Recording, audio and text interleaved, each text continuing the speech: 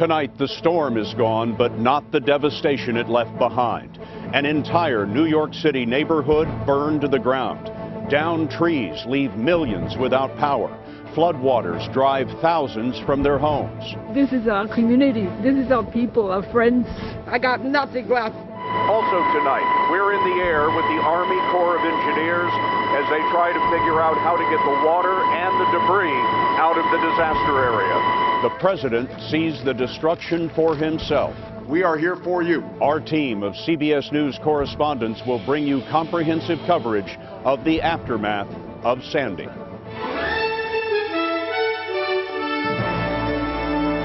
This is the CBS Evening News with Scott Pelley, reporting tonight from Breezy Point, New York. Good evening. We've come here because no community has seen more destruction from Hurricane Sandy than this. This entire neighborhood in the New York City borough of Queens, 111 homes, was destroyed by fire the night the storm hit. We'll have more on this in just a moment, but first, let us give you the big picture on the aftermath of Sandy. Nearly 6 million homes and businesses in 13 states are still without electricity tonight. At least 68 deaths are blamed on the storm. Insurance companies tell us that well over 34,000 homeowners have put in claims for damage or destruction. In New York City, the sun finally came out today, along with the first sounds of recovery. The stock market opened for the first time this week. Buses are back, and there could be some subway service tomorrow. The biggest challenge remains pumping floodwaters out of tunnels. The U.S. military is helping, and we flew along today with Lieutenant General Thomas Bostic, commander of the Army Corps of Engineers. We're bringing pumps in now. We pump out about 28,000 gallons per minute. To put that in understandable terms, it'll empty a pool, an Olympic-sized pool, in about 20 minutes. We're trying to figure out how many pools we have in New York City. The police released this video today of Staten Island residents being rescued from their flooded homes. President Obama joined Governor Chris Christie on a tour of the New Jersey shore where Sandy made landfall Monday evening. We are not going to tolerate red tape. We're not going to tolerate bureaucracy. And I've instituted a 15-minute rule essentially on my team. You return everybody's phone calls in 15 minutes, whether it's the mayors, the governors, county officials. If they need something, we figure out a way to say yes. 3 days ago, this was a neighborhood of families. This evening, folks are returning to find all of their possessions in ashes. And a little while ago, we saw a man put everything he had in one baby stroller and push it away. Breezy Point is a community on the Rockaway Peninsula, east of Manhattan, and it is the bluest of blue-collar neighborhoods. Many of the residents here are New York City firefighters or cops. Let us show you what Breezy Point looked like before. Rows of houses just a block or two from the beach. This is what the neighborhood looks like now. Governor Andrew Cuomo walked the ground today and heard remarkable stories of heroism. The fire started about 11 o'clock when the hurricane was at its height. By the time firefighters made their way here, water pipes were bursting and there was little pressure in the hydrants. They laid hoses in the rising water and used the flood to fight the fire. FDNY Assistant Chief Joseph Pfeiffer is the incident commander. What did it look like? Fire was like a blowtorch. Fire flames shooting up in the air 100 feet and moving quickly to the west, driven by the hurricane. You had winds of something like 80 miles an hour blowing this fire. Exactly, and the winds coming off the ocean, very intense flames blowing from the southeast. So we had two fronts of fire that we had to deal with. You know, when it comes to residential fires in New York City, where does this one rank? As far as I know, unless you want to go back into the 1800s, this is probably the biggest private residential fire that we've had, at least in modern times. The biggest one in New York City in modern times? Yes. How many houses destroyed? 111 houses totally destroyed by fire, and 20 that received substantial damage from the fire. Chief Pfeiffer says they are still searching the debris, but there are no reports of missing persons. No one is believed to have died here. A love of the ocean draws people to beachfront communities just like this one, but in a storm, the sea is unforgiving. Chip Reed is in Long Beach Island, New Jersey tonight. Chip? Well, good evening, Scott. Here on Long Beach Island, as in many beach communities, people keep building closer and closer to the water. It's a gamble that many people on the Jersey coast have now lost. One after the other, homes along the shoreline on Long Beach Island, New Jersey, are in shambles. This one appeared to have floated in from somewhere farther up the beach. Massive dunes had been built to protect these homes, but Hurricane Sandy deposited those countless tons of sand in the streets, where it takes a bulldozer to carve a path. Sandy tossed boats around here like toys, leaving some in piles, others scattered far and wide. Bob Davis, who rode out the storm in his home nearby, says that in 40 years on this island, he's never seen a storm with anything like this kind of power. We made it through. Then it's just a cleanup now. Yeah. But it's going to take, my estimation, about 2 years to get the island back in shape. Kyle Scheibner and Jen Smith's house took on 4 feet of water. They found safety in a neighbor's home. Did you wonder if you had made the right decision by staying on the island? There was a good hour there that we were debating whether or not we had. Farther up the coast in Ocean Beach, New Jersey, more devastation. Many of these homes will have to be torn down. This was how high the water was. Nearby, John Patricia says he was lucky. His house, in the family for 52 years, will only have to be gutted. Unfortunately, that's just the way life is. You know, we've got to accept it, and that's the end of it. Elsewhere on the Jersey Shore, fires ignited by natural gas leaks destroyed more than a dozen homes in Mantoloking. In Bayhead, first responders drove through the flooded streets in a front-end loader looking for stranded residents. Others put on hip waders to walk through town. Some used canoes and kayaks. And where it is safe to drive, there are long waits for gasoline. This line stretched more than a mile on the Garden State Parkway. Back here in Long Beach Island, Scott, people who lived along the beach here did evacuate. Now when they return, they'll have to decide whether to build so close to the waves. Well, Chip, how long will it be before those folks can get back into those homes to see what they've lost? Well, Scott, we're told by the mayor of Long Beach Island that it's going to be at least a week. It's going to take that long to make this place safe for large numbers of people to return. Thanks, Chip. Manhattan was mostly empty yesterday, but today it seemed like a lot of folks decided the emergency was over and they came pouring into town. But without the usual trains and subways, there was brutal gridlock on the roads. Some of the rail service is now returning, and Jim Axelrod takes us down under. Where are we? We're down here at the main exit and entrance to South Ferry Terminal. Joe Leader, the man who oversees maintenance for the Metropolitan Transit Authority, took us down for a look at the hardest hit of all 468 New York City subway stations, South Ferry, at the southern tip of Manhattan. We had barricaded up top with wood plywood and sandbags to keep the water out. But when the surge came, it brought down all this material that doesn't belong here, large pieces of lumber, and that broke through the barrier and allowed more water to come in. That's water just a few steps down from the top of the steps, but the tracks are another 2 levels underneath that. So as much as the water's gone down, we're still 2 levels worth of water till we get to the tracks? Absolutely. It'll take a week alone just to pump out the water, but the subway system will begin limited service tomorrow. Limited mass transit has left city streets choked with cars, a telling sign of just how badly the city needs to ease the stress on the roads. In Midtown Manhattan, Grand Central Terminal reopened after its longest closure ever in its 100-year history. So tell me why you're up here. This 70-year-old man, his name is Michael, lives in Lower Manhattan without power. He walked 30 blocks to join these folks and charge his cell phone. When's the last time you had to come to a train station to charge your phone? Never.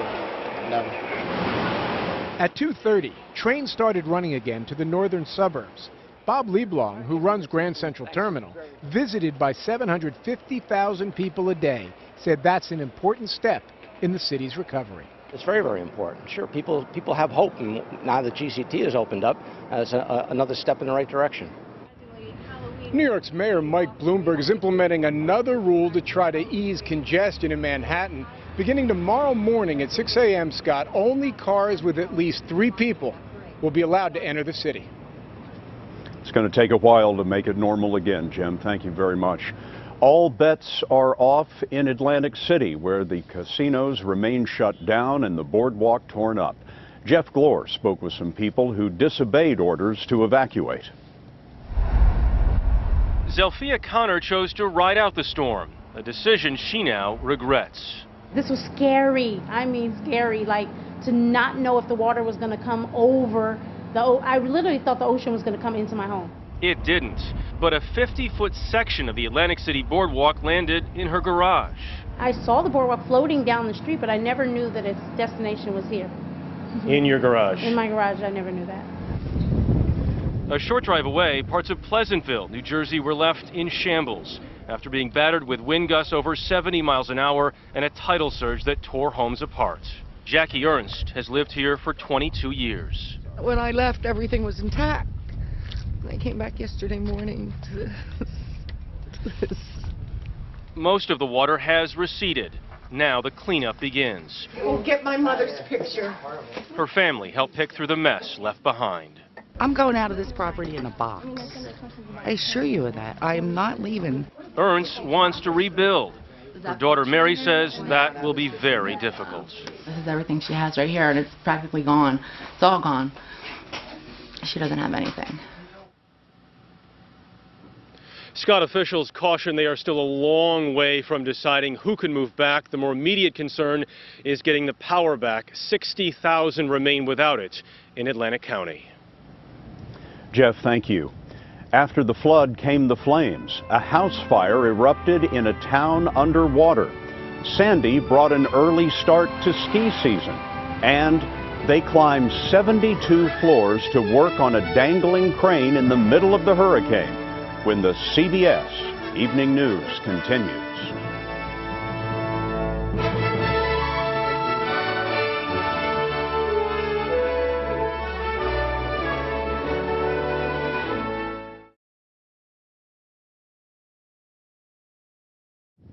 A town that was left underwater by Hurricane Sandy was the scene of another emergency today. Just as Elaine Quijano was reporting on the devastating flood in Moonachie, New Jersey, a house fire broke out behind her. Here's Elaine's report. Our cameras were rolling as smoke started to billow out of this house on a deserted street in Moonachie. After we called 911, firefighters showed up in 3 minutes, carrying equipment they saved from their flooded fire station. Frank Smith is the assistant fire chief. Right now, we have no police desk, we have no fire department, no ambulance squad. We're operating on whatever we grabbed during the flood, and we're operating out of the shelter right now. One firefighter was in sweatpants when he entered the building, but they saved it. We feel for everybody here because we are everybody here. This was just one of a half-dozen fires since floodwaters overran this town. Smith and these volunteers know every call could end at their own doorstep. I got to secure my power, I got to secure my gas. I'm afraid that this is going to happen in my house, and I can't get down the block. Today, for the first time, Smith had a chance to also help himself. 8 feet of water was in his house, and his belongings are now piled outside. Baby pictures, everything. It's rough. I'm trying to stay strong for my kids because every time I go over this, I start wanting to break down. He was on duty during the storm and rushed home to rescue his family. My wife had him, she was holding him up, and this one I had in my arm. It was crazy what we do, running in and out with the water up to here.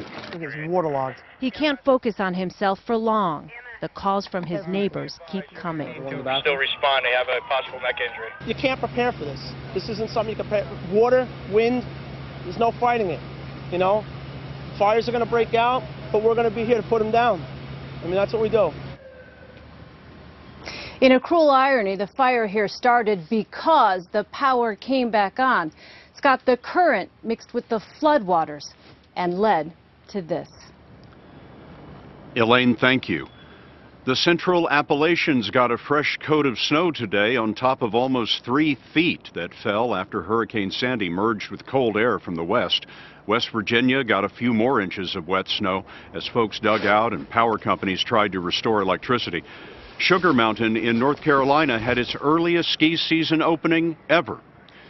It takes nerves of steel to inspect a damaged crane in the middle of a storm, and we'll have that next.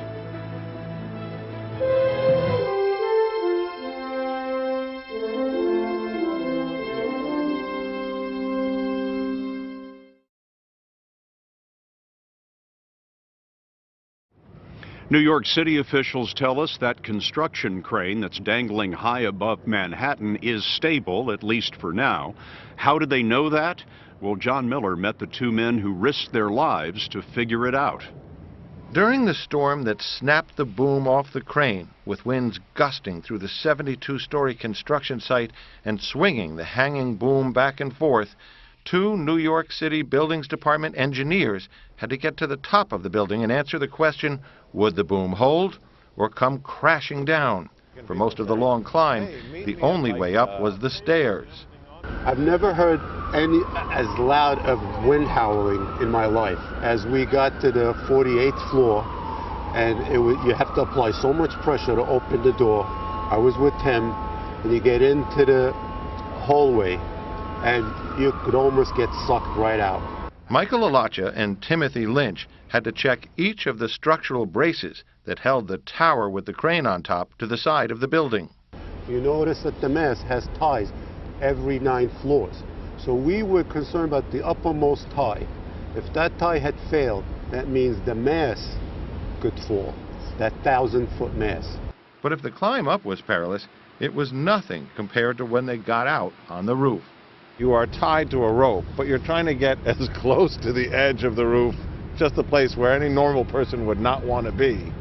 I'm looking for information. I know I'm sound. I'm tied off. Once I know that you're tethered, I'm okay with it. You start looking around. You start doing real work, but it does make your heart beat.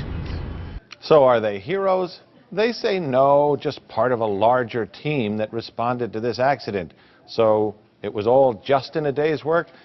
No. Even Mike Appalachia and Timothy Lynch will admit it was a little more than that, Scott.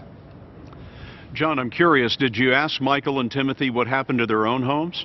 Well, it's funny. While they were in the heart of Midtown Manhattan working on this, on the other side of the city, of course, Tim Lynch's home was caught in the blackout. He's got no power at all. And Mike Appalachia's, his house is where you are, over there in Rockaway, and his house was flooded. So while they were focused on the city's problems, they didn't have time to think about their own. John, thanks very much. The hurricane, of course, has overshadowed the presidential election, but it is coming just the same in just 6 days. Polls show President Obama and Mitt Romney in a virtual tie nationally. In swing states that will tip the balance, a new Quinnipiac University CBS News New York Times poll finds the president ahead by 2 points in Virginia, 49% to 47. He leads by 5 points in Ohio, 50% to 45. And the president is ahead by a single point in Florida, 48% to 47. Mitt Romney took his campaign to Florida today, and he was joined by Senator Marco Rubio. He refrained from attacking the president directly, leaving that to former Governor Jeb Bush. Something found here in Breezy Point in the ashes of a burned-out home brings the owner to tears. We'll have her story next.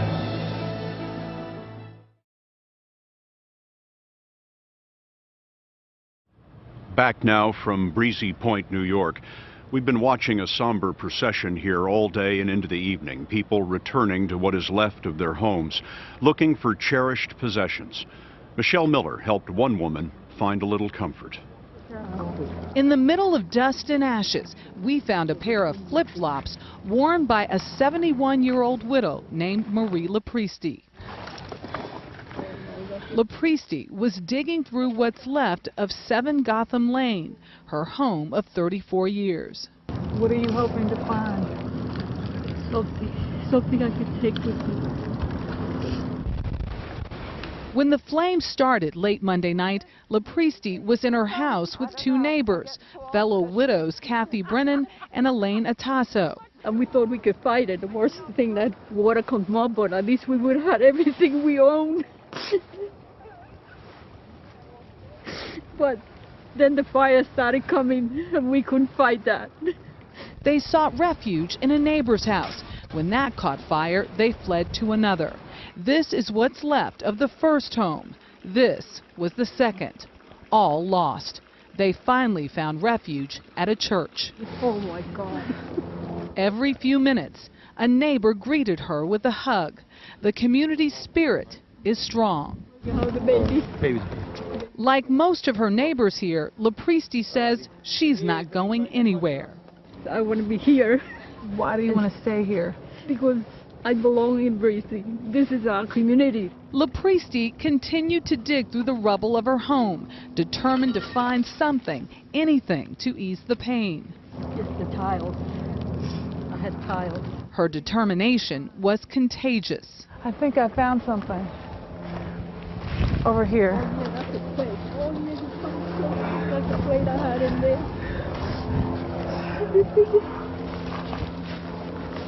The plate that I didn't even think of like this. One small memory Oh, thank you. from a life blown apart by a terrible storm. Michelle Miller, CBS News, Breezy Point, New York. And rebuild they will.